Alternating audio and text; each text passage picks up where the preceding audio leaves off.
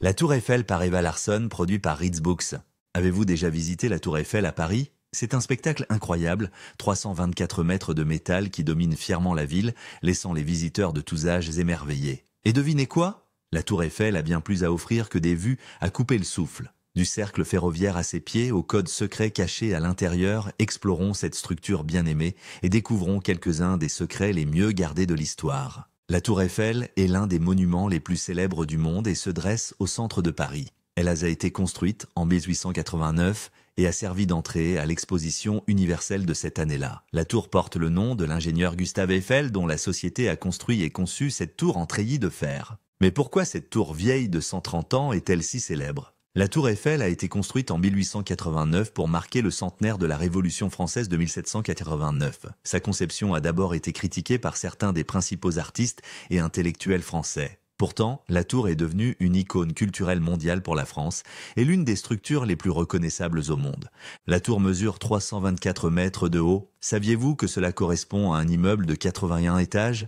Lorsqu'elle a été construite en 1889, elle est devenue le plus haut bâtiment construit par l'homme au monde. Elle a conservé ce titre jusqu'en 1930, date à laquelle le Chrysler Building a été construit à New York. Il existe donc aujourd'hui de nombreux bâtiments beaucoup plus hauts que la Tour Eiffel. La conception de la structure a été décidée à l'issue d'un concours. Les concurrents devaient soumettre leur projet et c'est celui de Gustave Eiffel qui l'a emporté. Cependant, avant que la structure finale ne soit construite, plusieurs autres concepteurs ont contribué à rendre le projet constructible. En regardant la tour depuis le sol, on voit des noms gravés sur la tour.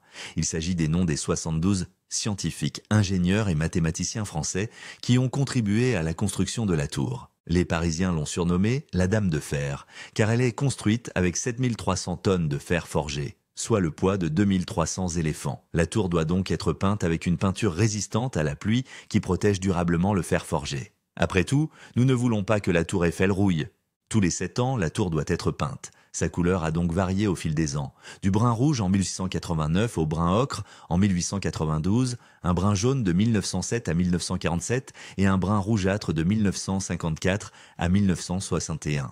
Depuis 1968, elle est brun Tour Eiffel. Il faut environ 60 tonnes de peinture, soit le poids de 20 éléphants, pour peindre la Tour Eiffel. Si vous visitez la Tour Eiffel, il y a 3 niveaux. Les 2 premiers niveaux sont accessibles par l'ascenseur et l'escalier, et le 3e niveau uniquement par l'ascenseur. Si vous prenez les escaliers, il y a plus de 300 marches pour atteindre le 1er niveau et 300 autres pour atteindre le 2e niveau. Cela fait beaucoup de marches. Comme vous pouvez l'imaginer, la Tour Eiffel offre une vue parfaite sur Paris.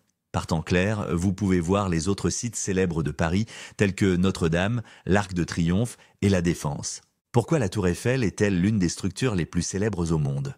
D'une part, elle apparaît sur presque toutes les photos prises de l'horizon parisien et dans presque tous les films tournés dans cette ville. C'est aussi l'une des structures les plus uniques au monde. Ce n'est pas mal pour un projet artistique qui était considéré comme fou à l'époque de la construction. Vous avez écouté La Tour Eiffel par Eva Larsson, produit par Ritz Books.